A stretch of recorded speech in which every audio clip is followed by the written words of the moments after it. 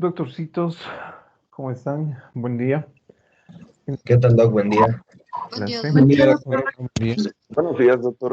Buen ¿En día, qué doc. parte nos quedamos, doctores? Como ustedes ya hemos terminado el estudio de Pulso, doctor. Doc, en pulso nos quedamos en el Para- pulso informe. para hoy, bueno, antes de ingresar con lo que es el estudio semiológico de cabeza, tenemos programado nuestro examen oral, ¿verdad, doctores? De signos vitales. Así que activen sus camaritas. Todos, por favor. Y damos inicio a nuestro examen.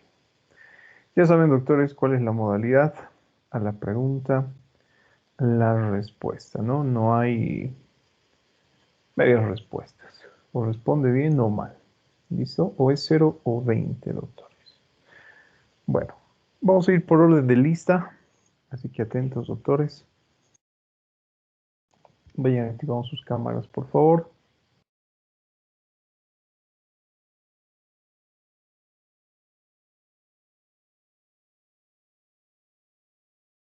Esas caritas. Bueno, no vayan a decir que no teníamos programado esa prueba, ¿no? Ya sabían con anticipación.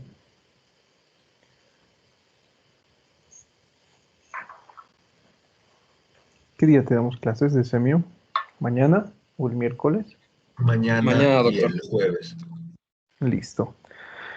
Para el día de mañana, doctores, nos queda un tema que no sé si lo he visto con ustedes. ¿Hemos visto pulso venoso? No, ¿verdad? No, Doc. Doctor. Listo. Entonces, para el día de mañana, los primeros 4, ¿sí? Que nos realicen lo que es bueno, cualquiera puede presentar, pero como muchas veces son varios, aunque en ese grupo no, vamos a dar prioridad a los primeros 4 para que realicen lo que es la presentación de pulso venoso. Qué difícil no es un tema sumamente cortito, que hagan énfasis en cómo estudiamos el pulso venoso, qué posición debe adoptar el paciente, qué estructura utilizamos para estudiar el pulso venoso, cuál es el significado de la onda A, de la onda B, de presión X, de presión y qué sucede en algunas alteraciones o patologías. ¿Listo? Entonces, comenzamos primeramente con nuestro examen. Hoy es 25, 24, 24 de mayo. Vamos por orden de lista entonces, doctores. Avan. Presente, doc. Listo, Avan.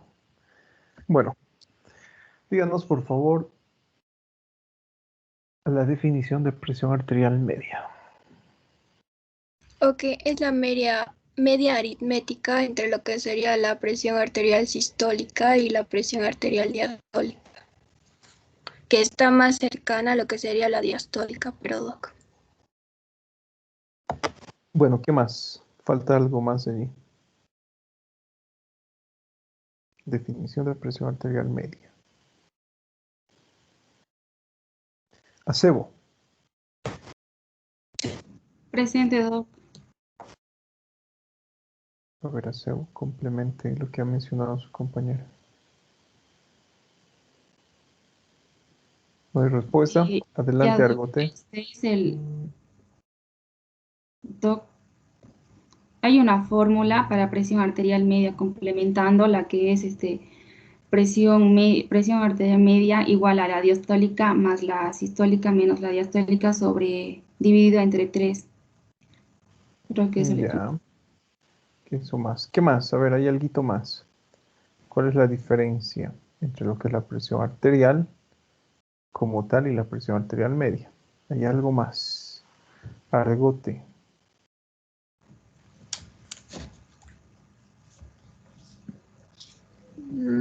Que está determinada por la fuerza de contracción ventricular izquierda. No. Arnes. Doc, ¿me escucha? Sí. Ya podría ser lo que es la diferencia de presión del pulso. Bueno, me está preguntando y yo tengo que preguntarle a usted. Estamos en examen. Es Adelante, a la... ver a Raya.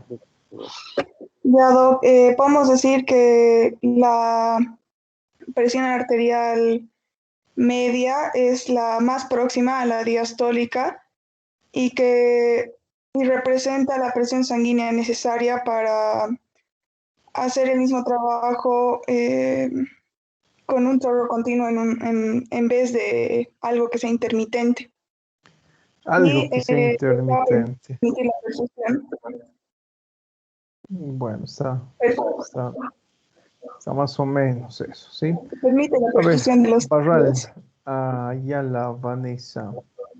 Defina, por favor, qué es presión arterial y cuáles son sus determinantes. Ya la presión arterial va a ser bueno, van a ser diferentes determinantes lo que va a determinar la presión arterial, como por ejemplo la fuerza de eyección, la fracción de eyección, el volumen de sangre, el espesor de la sangre, que nos van a determinar la presión arterial, también la edad de nuestro paciente y la raza. ¿Cuáles son los principales determinantes? Pero los principales no ha mencionado, ni se ha acercado por allí. Bueno, los principales, Doc, no es la fracción de eyección. El otro es la volemia. Adelante, el Barriga.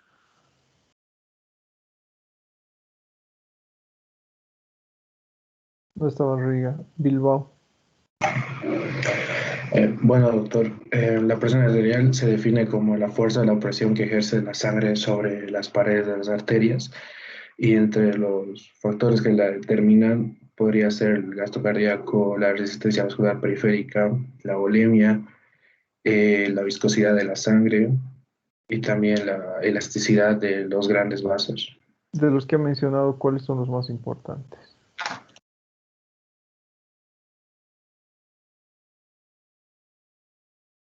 Tampoco. Castellanos. Aquí estoy, Doc. ¿Se escucha? Sí, adelante. Ya. De las determinantes hay 5 que nos menciona Chamorro, siendo las dos Las principales. más importantes. Las dos más importantes, el gasto cardíaco y la resistencia vascular periférica. Esas son las dos principales, que también es la definición fisiológica. Esas son las dos, ¿no? Importantes, gasto cardíaco y resistencia vascular periférica. Bueno, continuamos. A ver, Daza. Díganos, por favor, determinantes de la frecuencia de pulso.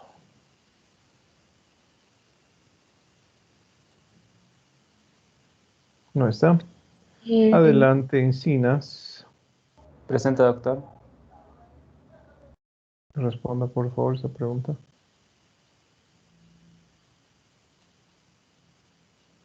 Tampoco hay respuesta. Ferreira, adelante. Presente, Doc. Tampoco hay respuesta, Ferreira.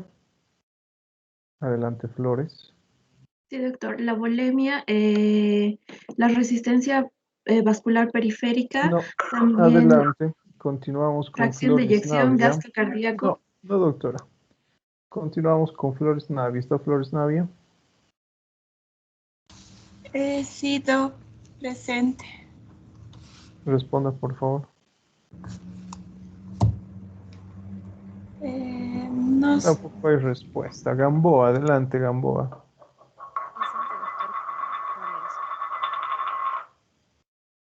Tampoco está Gamboa. Gómez. Presente. En sí, se podría decir los factores predisponentes a que la frecuencia cardíaca se altere puede ser estados No, frecuencia de emocionales, también pulso, doctor. el mismo. Gutiérrez, adelante, Gutiérrez. Estén atentos, por favor, doctorcitos. ¿Sí? ¿Qué determina la frecuencia de pulso? Esa es la pregunta. Gutiérrez, Angulo. La volemia podría ser un. No. Gutiérrez.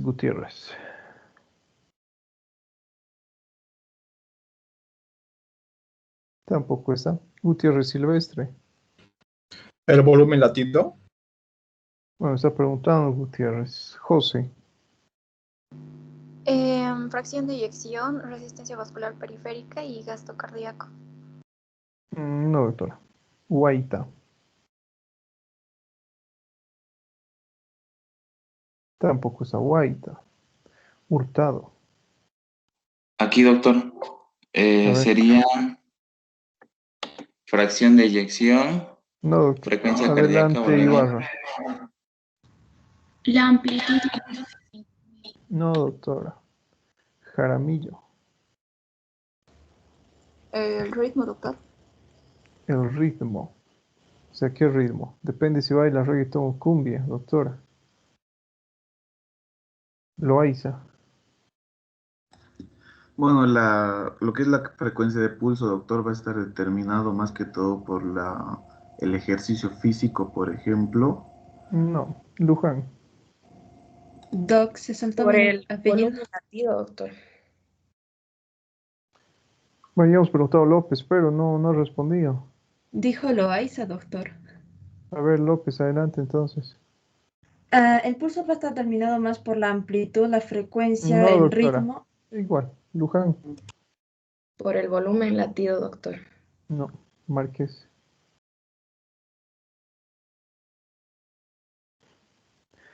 Doctorcitos, bueno, a ver, vamos a calificarles primeramente.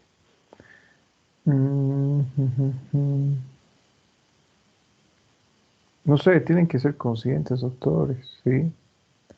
Recuerden lo que les he mencionado, ¿no? El primer día de clases. Desgraciadamente, jugamos con vidas.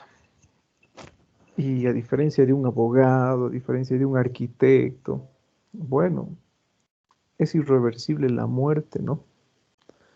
Entonces, presten atención. Son preguntas sencillas que se les está realizando, pero al parecer no han estudiado, doctores. Sí. Determine, por favor, a ver, defina Carla María José Obando, ¿qué es frecuencia de pulso?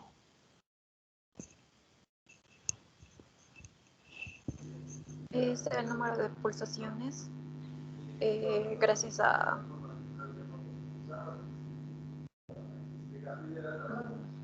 ¿Gracias a quién? Gracias a Diosito que nos ha dado aliento de vida, ¿no? Y gracias a él tenemos pulso y podemos respirar.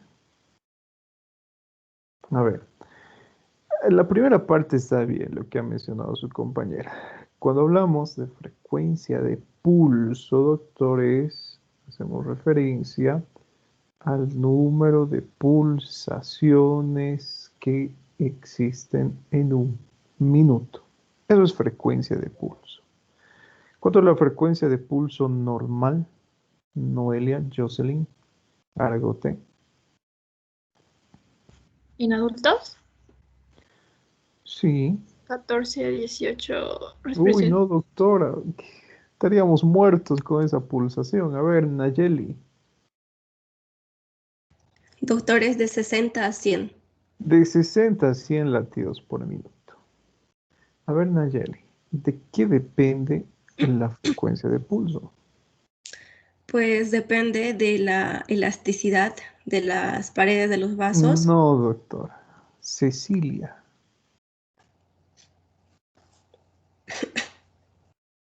¿De qué depende que usted tenga esa pulsación? Cecilia Arraya. Cecilia Rosario Arraya Flores.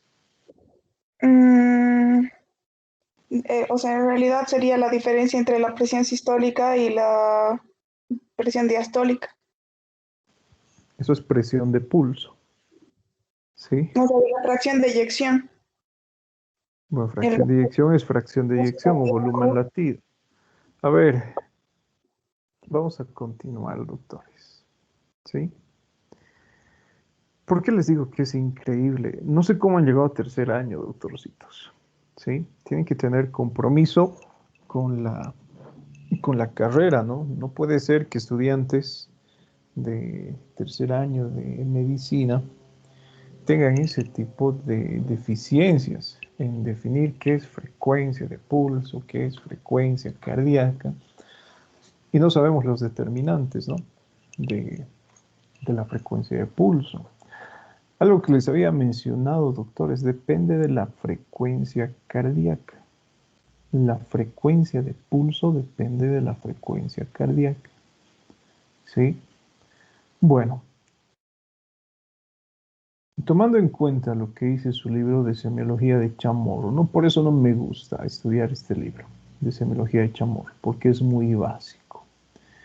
Este libro nos dice que estudiar la frecuencia de pulso, o para estudiar la frecuencia de pulso, es mejor realizar el estudio de la frecuencia cardíaca. Ese es un error, pero grandísimo.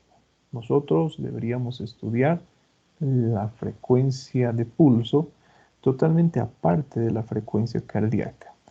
Si bien la frecuencia de pulso depende de la frecuencia cardíaca, son dos parámetros completamente distintos que debemos evaluar. Lo normal, algo que les había mencionado, que es lo más frecuente encontrar dentro de la práctica clínica. Si yo poseo una frecuencia cardíaca de 70 latidos por minuto, mi frecuencia de pulso, ¿de cuánto tiene que ser, Nayeli? Igual, de 70. Igual, de 70 latidos por minuto. Si mi frecuencia cardíaca es de 100 latidos por minuto, ¿cuánto debería ser mi frecuencia de pulso? 100. También 100. ¿Sí? Si mi frecuencia cardíaca es de 200, mi frecuencia de pulso también debería ser 200. Si mi frecuencia cardíaca es 30, mi frecuencia de pulso también debería ser 30. Entonces, lo que determina la frecuencia de pulso, es la frecuencia cardíaca. ¿De qué depende ahora la frecuencia cardíaca? Bueno, depende de si es que existe mayor actividad del sistema nervioso simpático, parasimpático, si es que existe vasoconstricción, si es que existe lo que es mayor, menor estimulación de estos sistemas, etc. Independientemente de la estimulación de estos sistemas, si es que existe bradicardia, una frecuencia cardíaca de 40, la frecuencia de pulso también será 40. En caso de que exista taquicardia, una frecuencia cardíaca de 110, por ejemplo, la frecuencia de pulso también será de 110. Entonces depende de la frecuencia cardíaca. Ahora, no confundan con lo que es amplitud, que es totalmente diferente de ritmo y que es totalmente diferente de frecuencia. Entonces, ¿qué será amplitud? Miranda Fernández Nayeli. Defina amplitud. Bueno, doctor, primeramente lo que nos decía el libro de Chamorro es que la amplitud depende de la frecuencia, ya que a mayor frecuencia va a haber una menor amplitud. Ah, no, perdón, me equivoqué. A ver, ¿qué nos dice Miranda Rebeco? ¿De qué depende la amplitud? Depende de varios factores, doctores. ¿Sí? Recuerden que hemos complementado con nuestras clases de fisiopatología. Bueno, en realidad no hemos complementado. Hablando en términos fisiológicos, hemos utilizado otro término que se denominaba presión de pulso. Que les he mencionado es lo mismo que amplitud prácticamente. Depende de los mismos factores. Pero hay dos factores principales que determinan lo que es la amplitud. Pero seguimos. ¿Qué es amplitud? Miranda, no estamos hablando todavía de determinantes. Estamos hablando de definición. Defina amplitud, Miranda Francisco. No está. Montaña, adelante. Tampoco está Montaña. Mundo corre.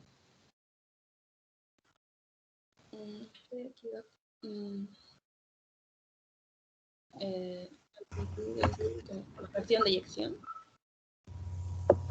Defina qué es amplitud, Muñoz. Bueno, la amplitud pues se divide por la contracción, depende de la contracción del ventrículo izquierdo. No determinantes, definición de amplitud, milipu.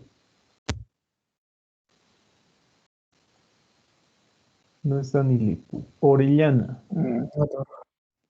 Físicamente sería el cambio de área que expresa una medida. El cambio de área que expresa una medida. Nos está hablando de ingeniería su compañero. Está en la materia equivocada, compañero. A ver, Ortuño. Doc, va a depender del volumen latido, lo que es la... No determinantes. A ver, doctorcitos. Para empezar, sus camaritas, ¿no? Definición de amplitud, doctores. A ver, escuchen bien. Definición de amplitud. No determinantes de la amplitud. Definición. ¿Cómo definimos amplitud? ¿Qué es amplitud? Esa es la pregunta, doctores. Definan qué es amplitud. Que tan difícil no es, si se dan cuenta. Es sumamente sencillo. Parco. Doc, la capacidad es la capacidad de extensión que posee la pared arterial. Eso es elasticidad. Bueno, ya, pero podría ser. ¿Sí? Vamos a mejorar eso. A ver, Pérez. Esas sus definiciones muy Wikipedia, ¿no, doctores? Ya les había mencionado. Estudien del libro.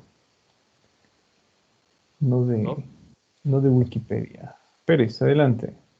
Representa lo que sería una diferencia entre la máxima y la mínima sería entre las presiones y coincide con la inspiración y también se siente con los pulpejos de los dedos. Pizarro.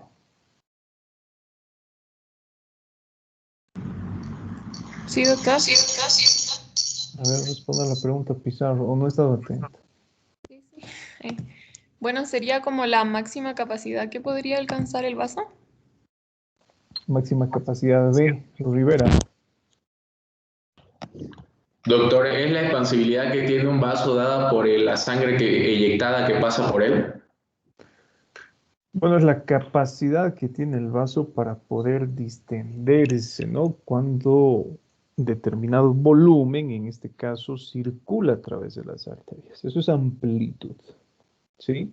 Lo que ustedes perciben, doctores, con sus deditos, esa onda de choque. Esa onda de choque traduce lo que es el paso de sangre por las arterias. Y esa onda de choque, bueno, está determinada también por lo que es la elasticidad del vaso. ¿Listo? Ahora, a ver, recordemos. ¿Cuáles son las determinantes principales de la amplitud? Riva. Doctor, sería el pulso saltón, luego también sería... No, adelante, Rocabado.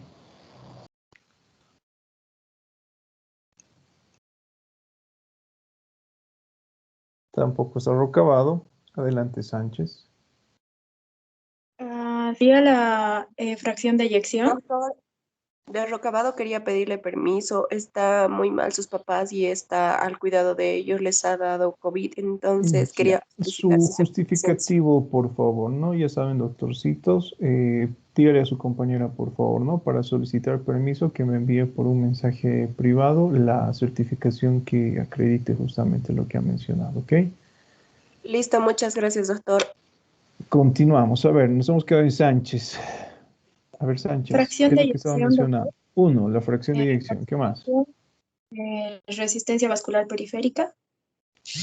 La resistencia vascular periférica, ya. ¿Sí? Bueno, habíamos mencionado, ¿no? La bulimia, que también podría ser hasta cierto punto importante. Existen dos determinantes que son importantes.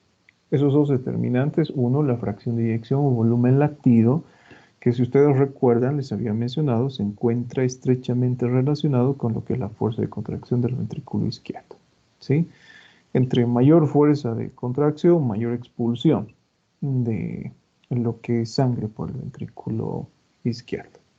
¿Listo? ¿Y cuál era la otra determinante? La resistencia vascular periférica. La capacidad, en este caso, de la red arterial de poder distenderse o de poder contraerse. Depende de esos dos factores principalmente. Ahora, los otros factores como la volemia, como el gasto cardíaco, como la viscosidad de la sangre, como la frecuencia cardíaca, también son capaces de alterar lo que es el pulso. ¿Sí? Pero recuerden que son dos principales en este caso. ¿Listo, doctores? A ver, ticona. ¿Está ticona o no está ticona? Sí, doctor. Listo, ticona. A ver, explíquenos, doctora, ¿qué alteraciones podríamos encontrar en el pulso arterial en un paciente que sufre de taquicardia? ¿Y por qué podríamos encontrar esas alteraciones?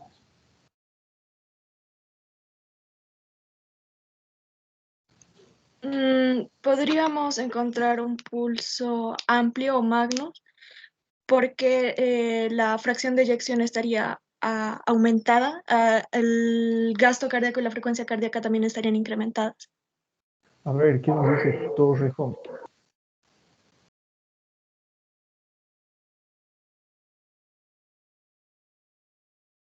¿No está Torrejón? Adelante, entonces, Torrico. Sí, doctor. En un paciente con taquicardia, como ya mencionó mi compañera, podríamos encontrar un pulso amplio por el aumento de la fracción de eyección. Entonces también podríamos ver que hay un aumento en el gasto cardíaco, en la resistencia vascular periférica y aumentos en la frecuencia. A ver, aquí nos dice Vacaflores, Maverick. Es Maverick, ¿verdad? ¿O Maverick? Maverick. Maverick.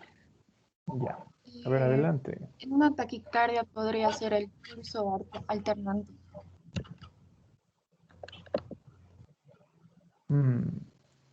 A ver, ¿qué nos dice Velarde?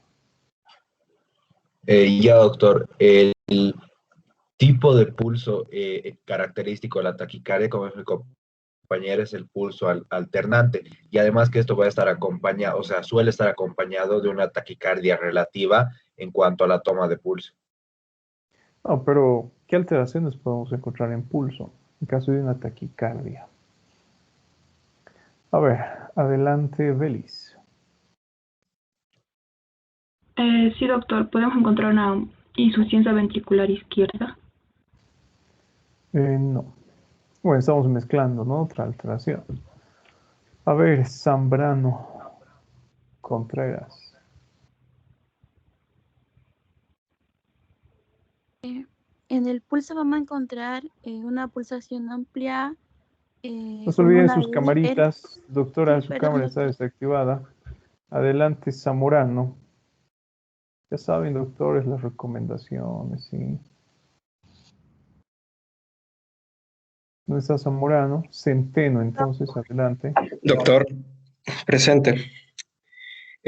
Bueno, en una taquicardia, doctor, depende del grado de taquicardia, porque si encontramos por ejemplo, una fibrilación auricular, un flúter auricular, usted mencionó que hay un llenado ventricular, que no hay un buen llenado ventricular. Entonces, en este caso, la amplitud de pulso puede perderse, lo que forma un pulso filiforme o incluso un pulso imperceptible si es que la taquicardia es grave, ¿no? En caso de crisis de taquicardia paroxística o al regresar de una extrasístole, encontramos el pulso alternante que mencionan mis compañeros.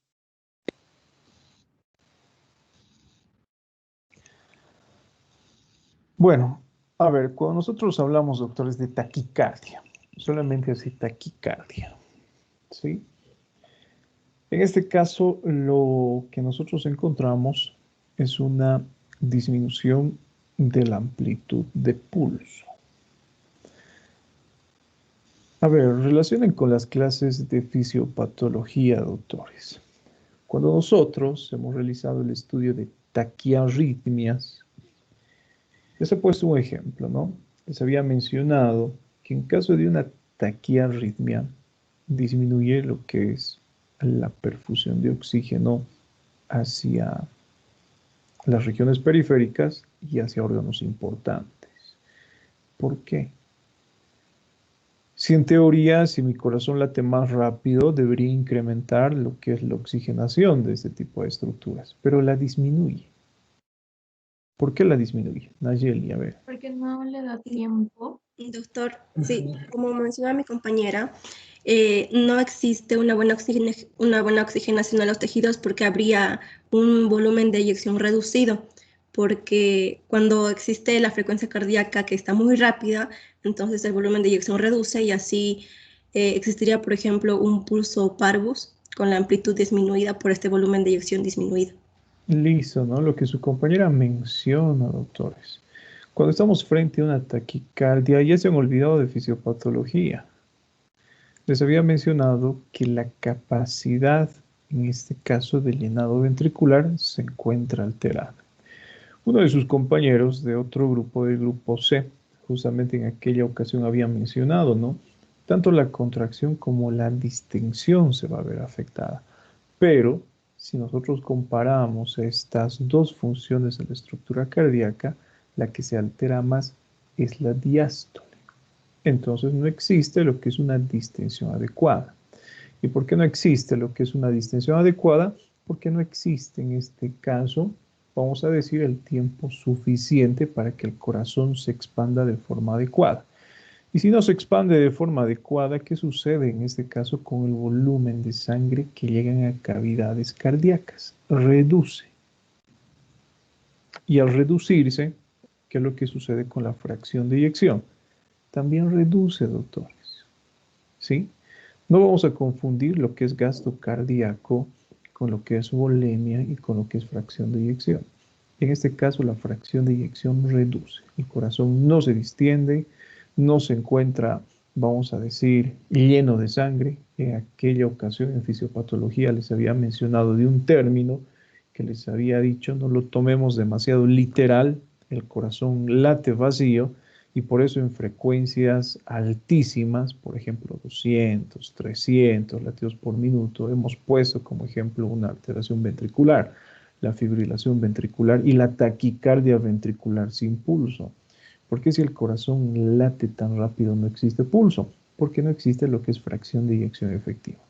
Entonces, en este tipo de situaciones, lo que nosotros encontramos, por ejemplo, es la disminución de la amplitud de pulso.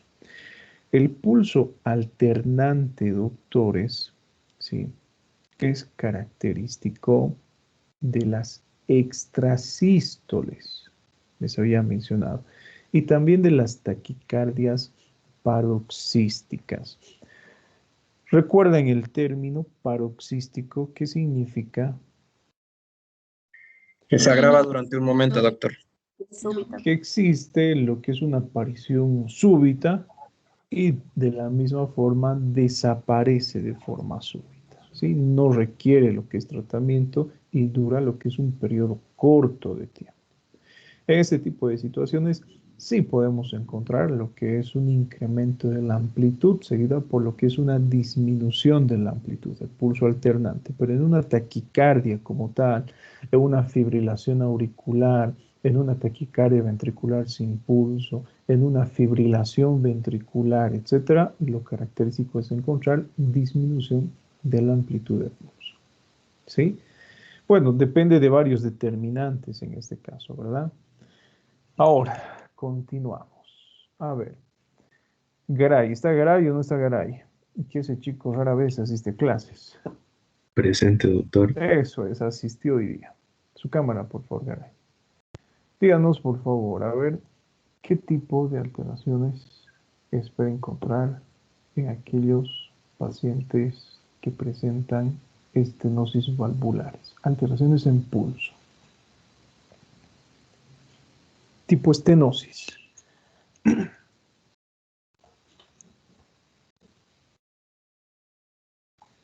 No hay respuesta. Continuamos entonces. Adelante, Vargas. Doc, vamos a encontrar un pulso pequeño o parvus porque el volumen de eyección va a estar reducido. ¿Por qué va a existir una reducción del volumen de eyección? Su cámara, por favor, doctora. Pasamos entonces directamente a otro estudiante, ¿no? Sus camaritas, doctores, es importante. Ustedes saben que son los reglamentos de la universidad, ¿no? Para toda evaluación se debe tener la cámara encendida. La misma pregunta, Avan. Doc, ¿me escucha? Avan, adelante.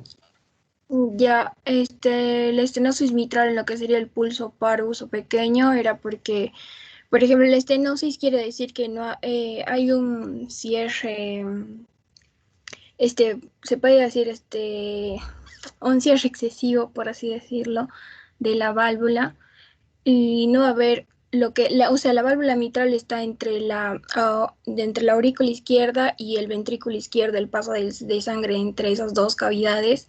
Y como va a haber un cierre muy extenuado, no va a pasar suficiente cantidad de la aurícula al ventrículo.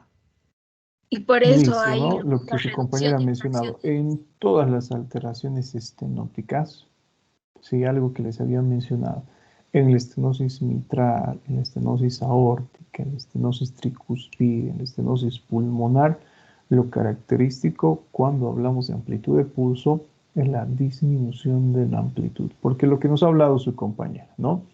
En caso de estenosis se limita el flujo de sangre de una cavidad a otra y eso origina lo que es disminución, bueno, de volumen a nivel ventricular izquierdo y por muy rápido o muy fuerte que se contraiga el músculo ventricular izquierdo, no produce lo que es una fracción de eyección efectiva que es capaz de producir una amplitud adecuada.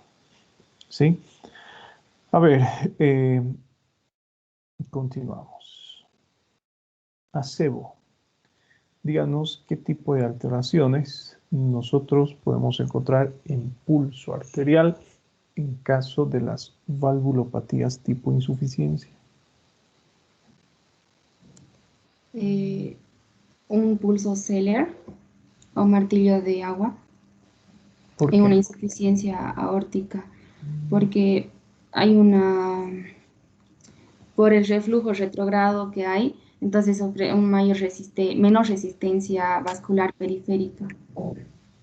Se vuelve. Listo. No lo que menciona su compañera, por lo que es un flujo retrógrado de sangre hacia la cavidad de origen. Eso es lo característico.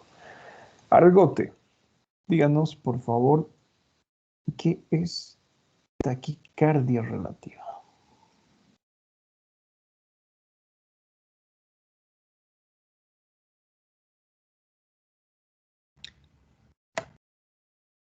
No hay respuesta.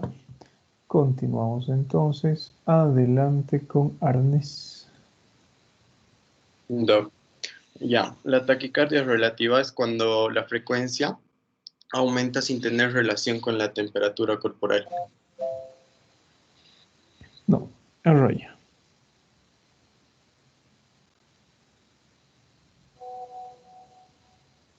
Tampoco arroya. Barral. Perdón, Doc, es que se ha cortado por completo. Barral, adelante.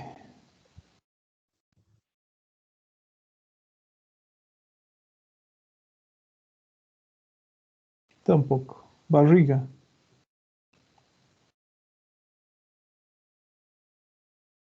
Tampoco. Bilbao.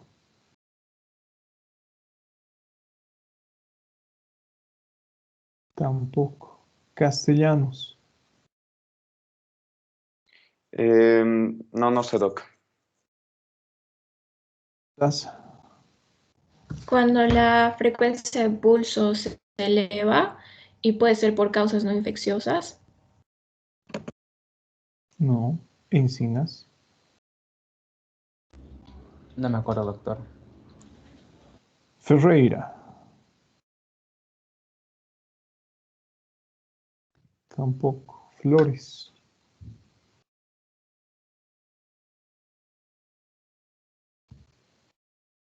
Tampoco.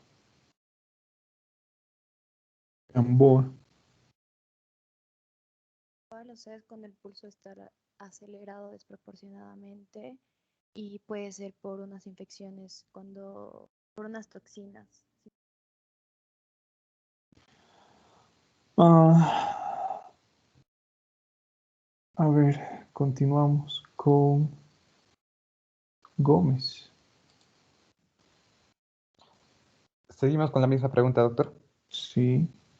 La taquicardia, ese tipo de taquicardia se da mayormente en personas que tienen un valor superior a las pulsaciones normales, pero en sí, en ellos es prácticamente lo normal. Por eso en sí no serían las taquicardias propiamente dichas. A ver, ¿cómo así?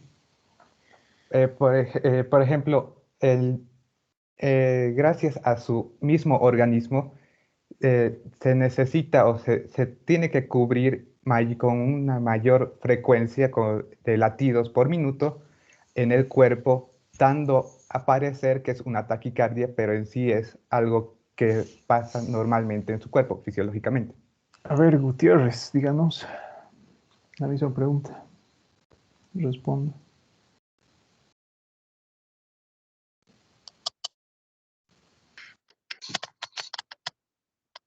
Tampoco está Gutiérrez. Gutiérrez Alejandra.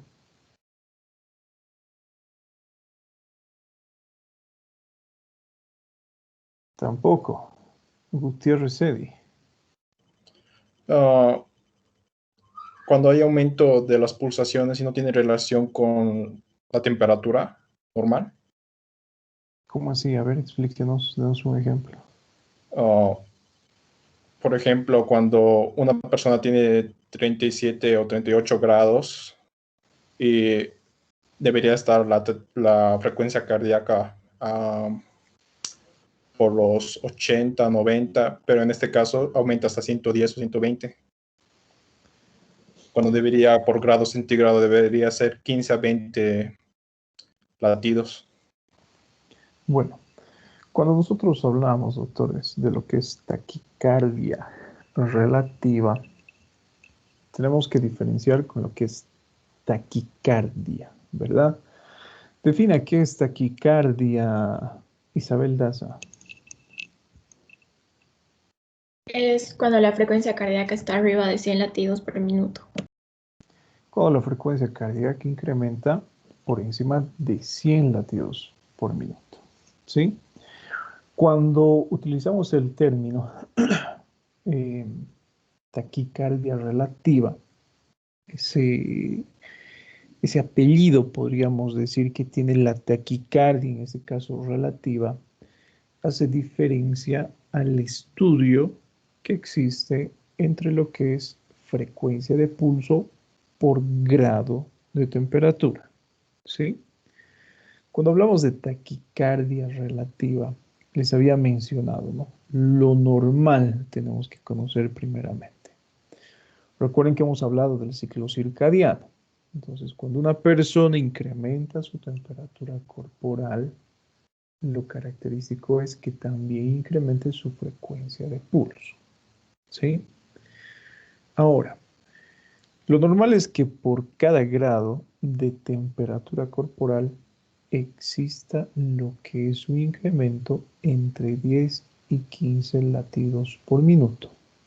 Hasta allí todo claro.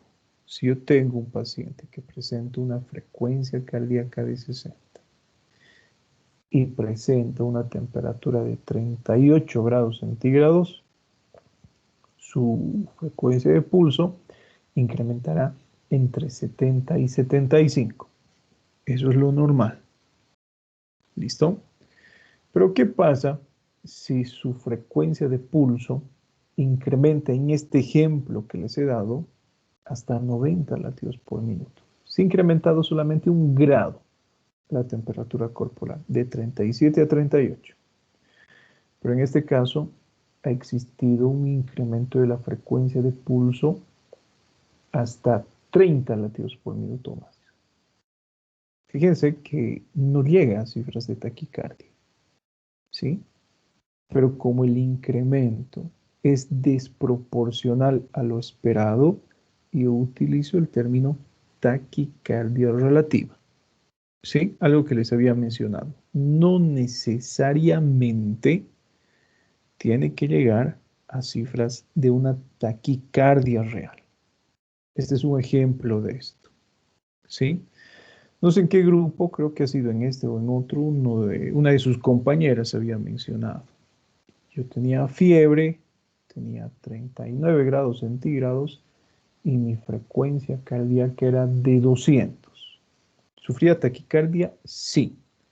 ¿Podemos utilizar en este tipo de situación taquicardia relativa? También, porque el incremento, en este caso, de la frecuencia de pulso es desproporcional. Es mucho más de lo esperado, en otras palabras, tomando en cuenta la cantidad de grados centígrados que ha presentado esta persona. Para bradicardia relativa, lo propio.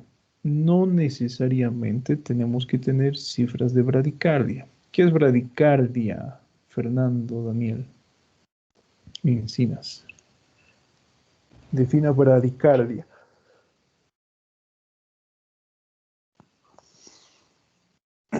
Sí. La bradicardia es la disminución de la frecuencia cardíaca. ¿Por debajo de cuánto? Pero es importante el valor. Por debajo de 60. Por debajo de 60 latidos por minuto. ¿Sí? Podemos hacer el ejemplo de bradicardia relativa. Mi paciente tiene 40 grados centígrados. Se ha incrementado la temperatura 3 grados centígrados. ¿Cuánto debería incrementarse la frecuencia de pulso? Entre 30 y 45 latidos por minuto. Si tiene, por ejemplo, lo que es una frecuencia cardíaca de 60, ¿cuánto debería ser lo esperado? De 36 a 40. O de 37 a 40, vamos a suponer. ¿Sí? Se ha incrementado 3 grados centígrados. Le vamos a sumar 30 a 45 latidos por minuto. Y su frecuencia cardíaca es 60. ¿Cuánto debería haberse incrementado? 90. Entre 90 y 105. 105. ¿Sí? Eso es lo que deberíamos esperar. Pero resulta que mi paciente presenta una frecuencia cardíaca de 70, a pesar de ese incremento de temperatura. Fíjense que en este caso no necesariamente tenemos cifras de bradicardia, pero como el incremento no es lo esperado por cada grado de temperatura, utilizamos el término bradicardia relativa. A eso me refería en clases cuando les he mencionado, no necesariamente se deben alcanzar cifras de taquicardia o de bradicardia para hacer referencia a eso. ¿Se ha comprendido, doctores? Sí, no necesariamente se pueden llegar a cifras de taquicardia o de bradicardia. Vamos a utilizar la relación que existe entre el número de pulsaciones incrementadas por grado centígrado. Ahora, defina, por favor, nos hemos quedado en quién. En Gutiérrez. José. A ver, José, defina lo que es taquisfignia. Taquisfignia es en sí el aumento de la frecuencia de pulso, más allá de los valores normales, junto con el aumento de en relación a la frecuencia cardíaca. Listo, no se ponga pero nerviosa, Carla. Lo que ha mencionado su compañera, así de simple. Nosotros cuando estudiamos lo que es un pulso incrementado en frecuencia, utilizamos el término taquisfignia. ¿Sí? Ahora, ¿qué será bradisfigmia? Adelante, Guaita.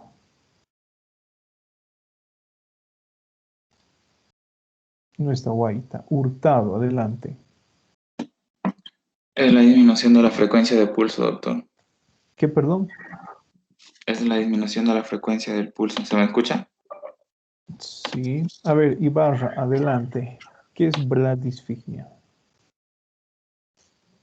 Es la disminución de la frecuencia cardíaca en relación a... No, doctora. Adelante, Jaramillo.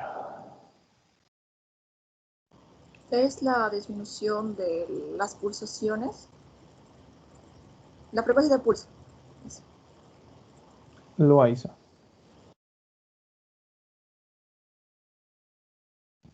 No está Loaiza. López.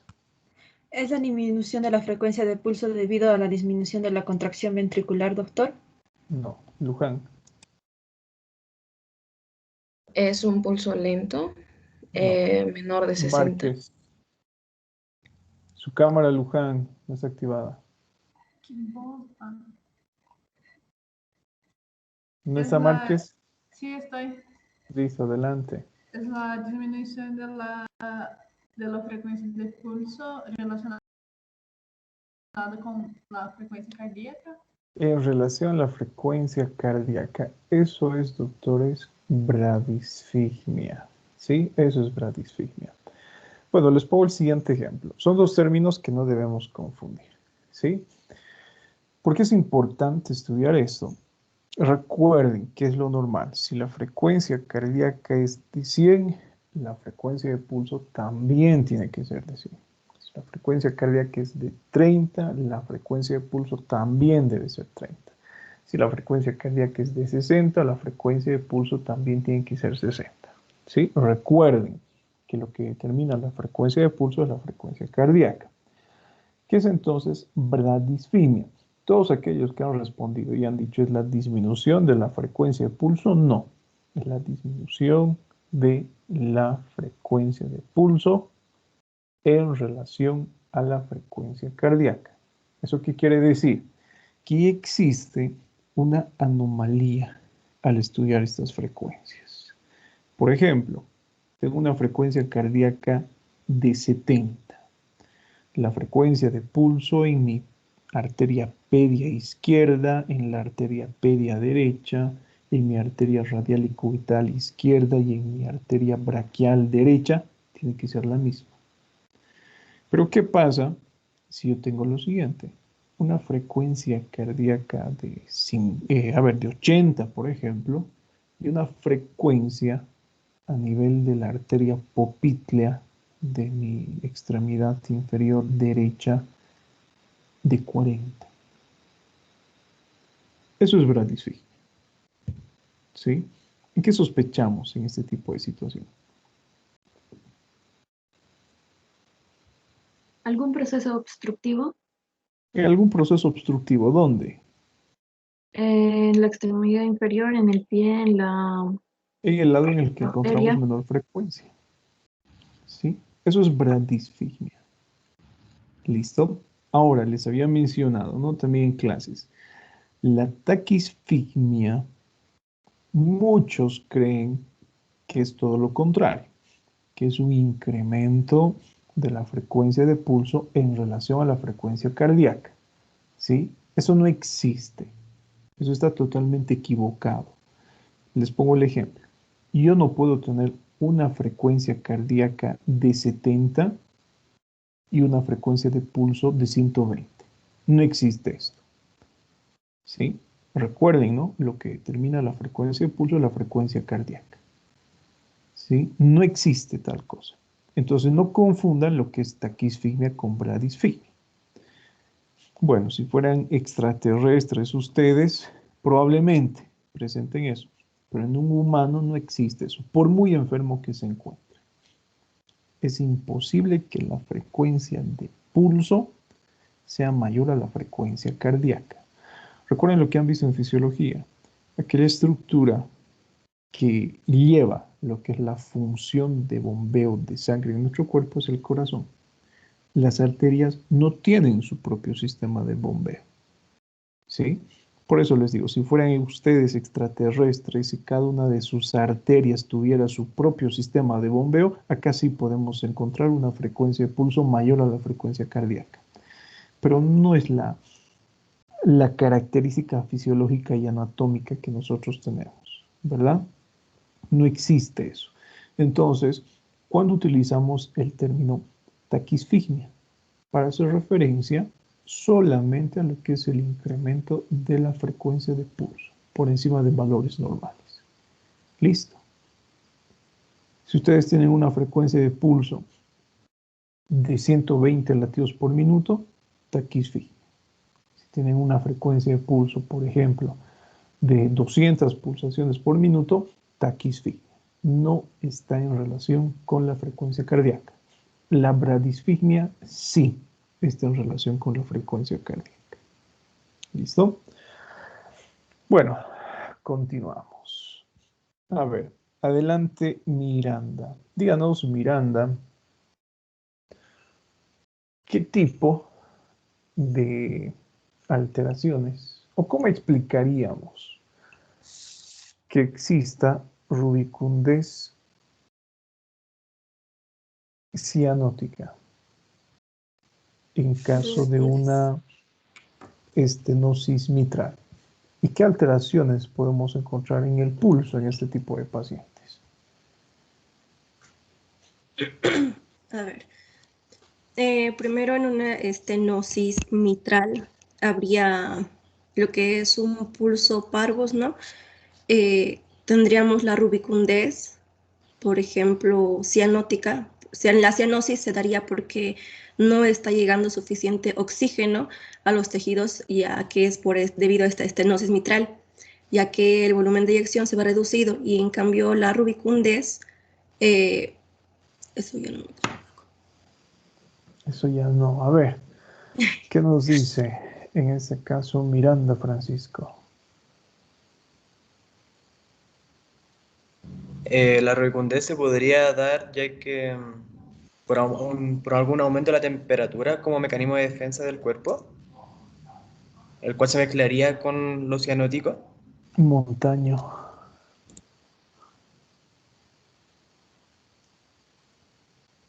A ver, doctorcitos, razonen, piensen, ¿qué sucederá? ¿Por qué es? Miren, y ya dentro de poquito vamos a tener clínica. En realidad ya tenemos clínica, si ustedes se dan cuenta, ¿no? Entonces, para el segundo parcial van a ser vejados mentalmente.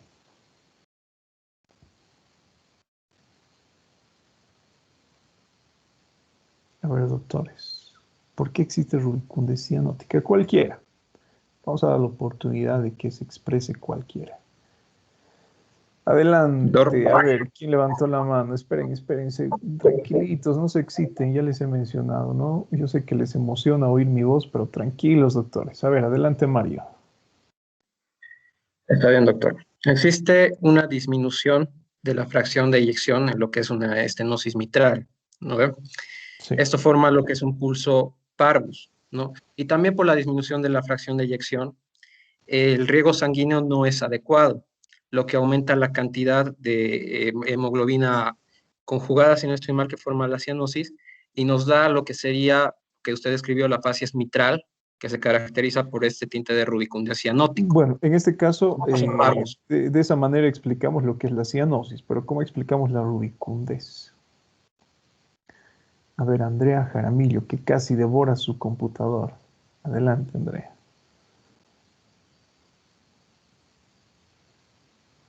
¿Por qué, doctores? ¿Por qué rubicundez? A ver, ¿por qué existirá rubicundez? Razonen un poquito. Piensen, a ver.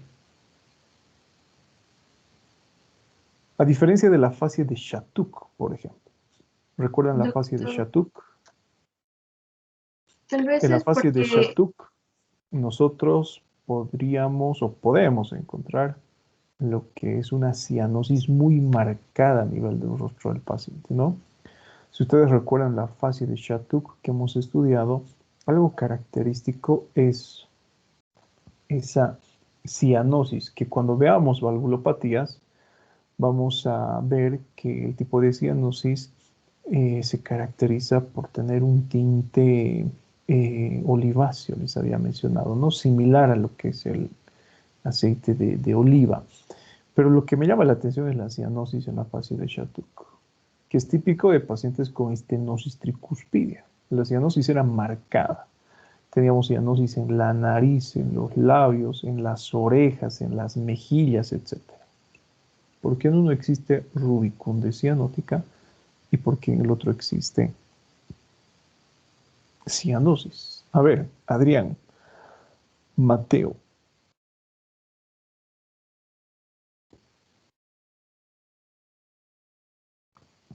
Bueno, se ha arrepentido Adrián de hablar. Saraí, adelante. Tal vez la rubicundez viene porque los tejidos, al quedarse sin oxígeno, bueno, no los tejidos, los vasos se dilatan al querer conseguir más oxígeno y por eso la rubicundez. No pensaba. No. Bueno, les pongo el siguiente ejemplo, doctores. A ver, recordemos lo que es el sistema de circulación de nuestro cuerpo, sí, especialmente a nivel cardíaco. ¿A dónde llega la sangre? Andrea nos estaba a punto de responder hace algunos instantes. La sangre del retorno venoso, ¿a qué cavidad llega? ¿A qué parte del corazón? Aurícula derecha. Bueno, Andrea tiene voz de varón. Aurícula derecha. ¿Sí? Aurícula derecha. Luego de la aurícula derecha, ¿dónde pasa la sangre? Isabel López. ¿Al ventrículo, Doc? ¿A qué ventrículo? Derecho. ¿A través de qué válvula? Carolina Flores.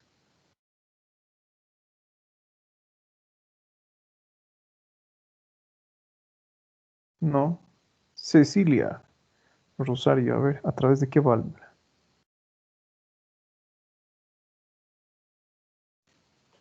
Doctorcitos, tienen que estudiar mucho.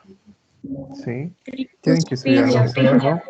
Y lo que les estaba mencionando al inicio de clase, tienen que estar comprometidos, doctores, con su carrera. Pero se ha encendido ¿Sí? tarde mi micrófono y mi respuesta tarde.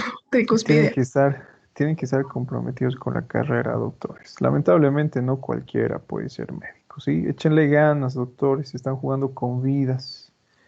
Imagínense, llegan a tercer año con este tipo de deficiencias, no saben cuántas cavidades tiene el corazón, ¿sí? No saben lo que es el sistema de circulación de sangre a nivel de la estructura cardíaca. Y eso que les queda 4 años más. Cuarto, quinto año internado, por allí probablemente un añito más si es que ustedes reprueban alguna materia, y ni qué decir los años de especialidad, 5 años como mínimo, doctores, ¿sí? Entonces están a tiempo, yo creo, de recapacitar, de, no sé, estudiar alguna otra carrera por allí, ingeniería, bueno, ingeniería, ¿no? Métanle derecho, ciencias políticas, filosofía, humanidades, gastronomía, doctores, para utilizar sus mandiles para que sus papás no hagan doble gasto en vano. Comprométanse, doctores, con la materia. ¿Listo? El primer parcial, les he mencionado, ha sido sumamente sencillo. Pero ahora, si bien hemos tenido algunas consideraciones en cuanto a repasos, exámenes, trabajos, no vamos a hacer excepciones, les había mencionado, ¿sí? Muchos estudiantes ya están poniendo de excusa enfermedades como el COVID, pero las clases no son presenciales, doctores, las clases son virtuales. Mientras ustedes están enfermos, mientras ustedes están en la calle, mientras ustedes están esperando sus vacunas, exámenes, consultas, pueden estar conectados desde sus teléfonos celulares. ¿Sí? Bueno, esta es otra excusa, ¿no?, que tiene el estudiante, es que mis megas no alcanzan, doctor. Mentira. Toda empresa de telecomunicación en Bolivia, Entel, Viva, Tigo, tienen sus paquetes ilimitados al día. Con 5 bolivianos tienen 24 horas ilimitadas para reunirse a través de Teams, a través de Meet, a través de Zoom, etc. Entonces no me quieran ver, ¿no?, la cara acá de que no sabe nada del doctor y va a ser fácil tomarle el pelo. Así que, doctorcitos, pónganse las pilas. Ya tenemos clínica. Y en la clínica, recuerden que nuestro segundo parcial, tanto de fisiopato como de semio ha sido hasta ahora un regalo, ¿sí? Al igual que farmacología y fisiopato, semiología es durísimo, doctores, porque es la materia base de medicina. Tenemos que implementar y tenemos que engranar todo. Y lo estamos haciendo con fisiopato, si ustedes se dan cuenta, ¿no? Entonces, doctorcitos, tenemos que aprender a estudiar lo que son síntomas y signos y saber cómo interpretarlos. Así que no lo tomen a la ligera. Continuamos, doctores. A ver. Bueno, doctor, adelante. Podría ser por el edema agudo de pulmón, debido a la sobrecarga que tiene la aurícula derecha, y en sí va a haber un flujo retrógrado por las venas pulmonares. Bueno, a ver, lo van a estudiar para la manera de cultura general. ¿Listo? Continuamos, nos hemos quedado en Mundo Corre, ¿verdad? Adelante, Vázquez. Díganos, por favor, Mundo Corre Vázquez. Díganos cómo determina de forma correcta lo que es la presión arterial. Háblenos de todo. ¿Cómo estudiamos?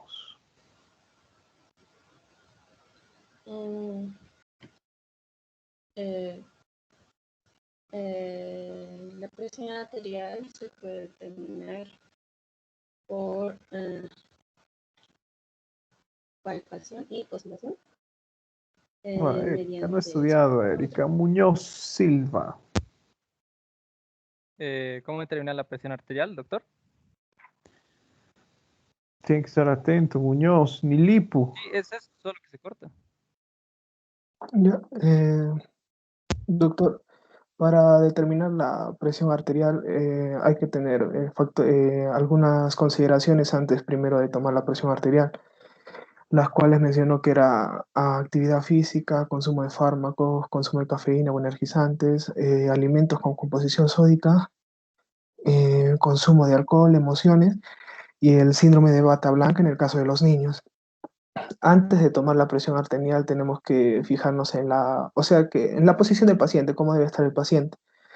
El paciente debe encontrarse relajado, tranquilo, cómodamente sentado, los brazos ligeramente flexionados con el antebrazo apoyado sobre una superficie horizontal a la altura del corazón.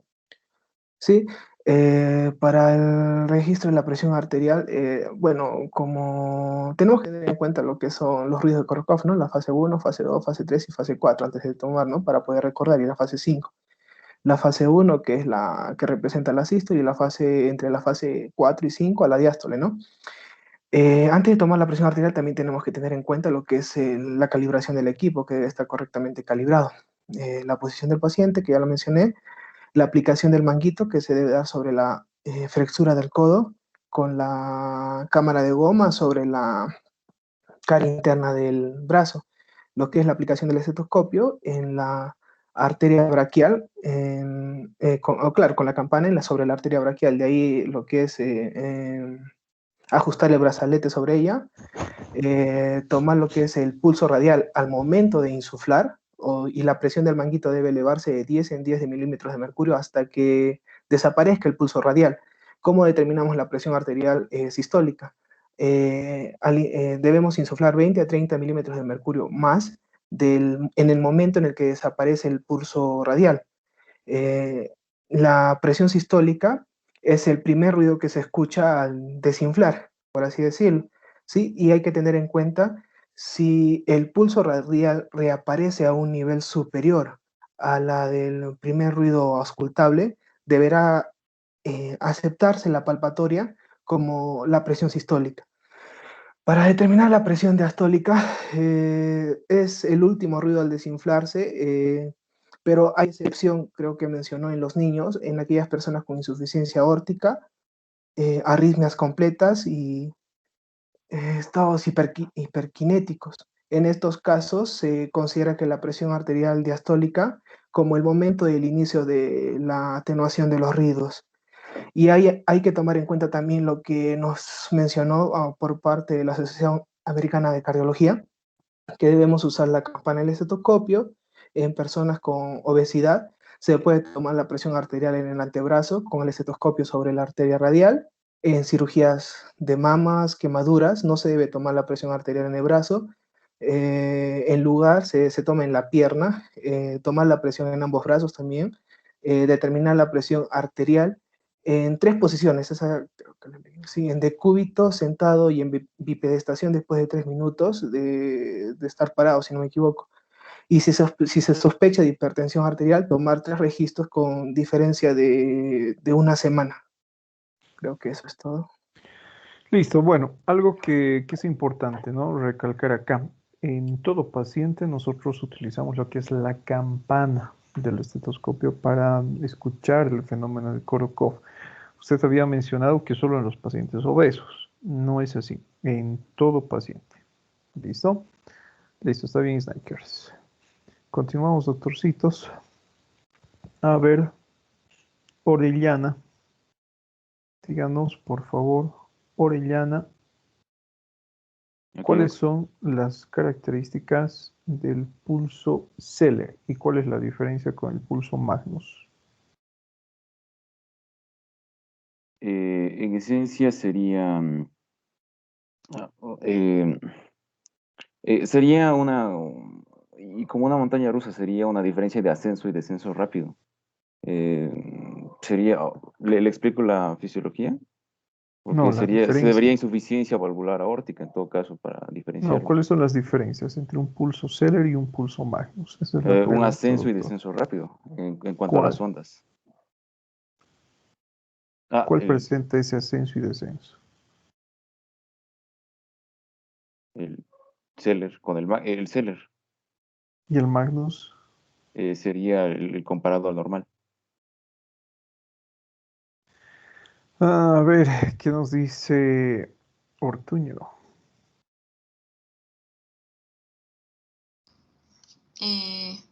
Sería que, no sé, el Magnus tal vez indica lo que es un aumento del volumen de eyección, quizá. ¿Y el Zeller? En este caso también el Zeller se ve disminuido, el retorno venoso. A ver, ¿qué nos dice Parco? Bueno, doctor, creo que en este caso, como sería el pulso Zeller, a la vez tiene un rápido ascenso y a la vez un rápido descenso, y creo que el Magnus tiene más un descenso más lento, si me estoy equivocando tal vez. A ver, ¿qué nos dice Marifé Lorena? Doctor, en el caso de el Zeller y el Magnus, los dos tienen gran amplitud porque tienen mayor fracción de eyección, pero se diferencia el Zeller porque tiene mayor frecuencia. Es más rápido en frecuencia, un pulso más acelerado. Una característica. ¿Cuál es otra característica, Adrián? El pulso Zeller se podría clasificar como un tipo de pulso Magnus porque tiene también una amplia frecuencia, pero este va a ser como que el Magnus va a ser general con una amplitud alta, pero el Zeller va a ser como que a puntas picudas, que va a ser muy específico de una insuficiencia aórtica, por ejemplo, Bueno, a por ver, pero aumento de la fracción de ¿qué es eyección. lo que sucede en este caso? Ambos sugieren lo que es un incremento de la fracción de eyección. ¿Qué nos dice Pérez Tal vez, Chávez? doctor, sea la resistencia vascular, ya que en el pulso Zeller está disminuido esta misma. Y en cambio, en el pulso Magnus, o sea, no está persistente, por así decirlo, ¿no? Y aparte, el Magnus se da en embarazos, actividad física, estados hiperkinéticos, y el Zeller, pues, en insuficiencia aórtica, el ductus arterioso, ¿no? Bueno, cuando hablamos, ¿no? Ha estado más acertado su compañero. Ambos pulsos, doctores, son pulsos amplios. Sin embargo, la diferencia radica en que uno cursa con lo que es un incremento de la resistencia vascular periférica y otro no. En el otro existe disminución de la resistencia vascular. ¿En cuál existe reducción y en cuál incremento de la En el resistencia Zeller vascular? hay disminución. En el Zeller existe disminución, ¿sí? Y en el Magnus la resistencia se encuentra incrementada. Listo, doctorcitos. Bueno, doctores, les llamo lista. Ya saben, ¿no? Cuáles son sus notitas. Están allí. Todo lo que es rojo, 0. Todo lo que es amarillo, 10. Y aquellos que tienen la casilla verde, 20. Doctor, Atentos a una la pregunta. lista. A mí Adelante. no me llamó por segunda vez. Sí, no importa. Avan. Presente, doc. Presente, doctora C. Rebote. Presente. Arnes. Presente. Arraya. Presente, doc. Parral, Presente, doctor. Barriga, Bilbao, Castellanos, Presente. Castellanos presente. Al final le puedo Asa. hacer una duda. Un segundito. Encinas, Encinas, presente, doctor. Ferreira, Presente, doc. Flores, Presente. Gamboa, Flores Navia, perdón. Presente. Gamboa, Presente. Gómez, Presente. Gutiérrez, Presente, doctor.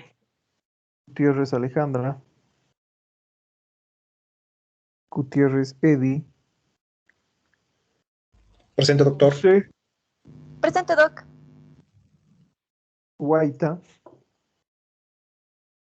Hurtado, Presente, doctor. Barra, Presente, doctor. Jaramillo, Presente. Loaiza, López, López presente. Luján, Presente, doctor. Márquez, Presente. Miranda, Presente, doctor. Miranda Arbeco, Presente, doctor. Montaño, Mundo Corre, Presente. Muñoz, Muñoz, presente. Nilipu, Presente. Orellana, Presente. Ortuño, Presente. Parco, Presente. Pérez, Pérez, presente, doc. Pizarro, Presente, doctor. Rivera, Presente, doctor. Riva, Presente, doctor. Rocabado, Sánchez, Ticona, Presente, doctor. Ticona, presente, doc. Rejón, Presente, doctor. Rico, Torrico, presente, doctor. Vaca Flores, Flores, presente, doc. Velarde, Presente, doctor. Vélez, Presente, doctor. Zambrano Sharon, Presente, doctor. Zamorano, Presente, doc. Centeno, Presente, doctor. Garay, Presente, doctor. Vargas. Presente, doctor. Listo. ¿Cuál era su pregunta, Cristian? Doc, tengo dos. La primera, dentro de todas las preguntas que usted dijo, o sea, preguntó cuáles eran las patologías que producen la bradisfigmia. ¿Cuál era? Perdón. ¿Cuál dijo? Bueno, cuando hablamos de lo que es bradisfigmia, es importante, ¿no? Primero la definición. Disminución de la frecuencia de pulso en relación con la frecuencia cardíaca. Cualquier tipo de alteración obstructiva. Cualquiera, de cualquier tipo. Puede ser debido, por ejemplo, a la enfermedad de Kawasaki, puede ser debido a lo que es una arteritis. Podemos encontrar también la enfermedad de Takayasu, por ejemplo, la enfermedad de Monkeberg, la formación de trombos a nivel arterial, una tromboangiitis obliterante, etc. Cualquier tipo de alteración que sea capaz de producir obstrucción, ¿no? Algo importante, bueno, que ya hemos complementado el estudio. Nos faltaba estudiar frecuencia y nos faltaba estudiar simetría. Creo que ya ha quedado claro, ¿no? El pulso tiene que ser simétrico, ¿sí? Si tengo una frecuencia cardíaca de 70, todas mis arterias deben tener la misma frecuencia cardíaca. Dentro de lo que es el examen semiológico es importante realizar el estudio de la simetría de los pulsos. En caso de que nosotros no encontremos lo que es simetría en los pulsos, debemos pensar en este tipo de alteraciones obstructivas. ¿Sí? ¿Qué más, doctores? Mario, adelante. Perdón. Adelante, Cristian. Y la última mencionó las dos determinantes preponderantes del pulso, de la presión de pulso, la amplitud, porque nos dio varias, pero ¿cuáles dijo que eran las dos más Las importantes? principales. volumen latido o fracción de eyección, que es lo mismo. Y esta a su vez se va a encontrar determinada por la fuerza de contracción ventricular izquierda. Esa sería una determinante. La otra determinante, que también es importante, la elasticidad de la estructura vascular arterial. ¿Sí? O dicho de otra forma, la resistencia vascular. ¿Listo? Gracias, Esos son los doctor. dos determinantes importantes. Adelante, Mario. Doctor, haciendo la lectura me di cuenta de que en realidad no comprendía bien lo que son los estados circulatorios hiperkinéticos. ¿Son aquellos que producen hipotensión o cómo se definirían? Bueno, cuando hablamos de estado hiperkinético, no necesariamente sugiere lo que es hipotensión o no necesariamente cursan con lo que es hipotensión, ¿sí? Como dice el nombre, hiperkinético, existe lo que es un incremento de la movilidad de la sangre. Cualquier tipo de estado que curse con incremento de la frecuencia cardíaca, que curse con lo que es un incremento de la fuerza de contracción ventricular izquierda. Una taquicardia es un estado hiperkinético, ¿sí?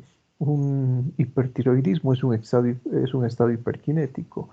La fiebre también es un estado hiperkinético porque la velocidad de la sangre en este caso incrementa. La anemia también, debido a la disminución de la viscosidad de la sangre.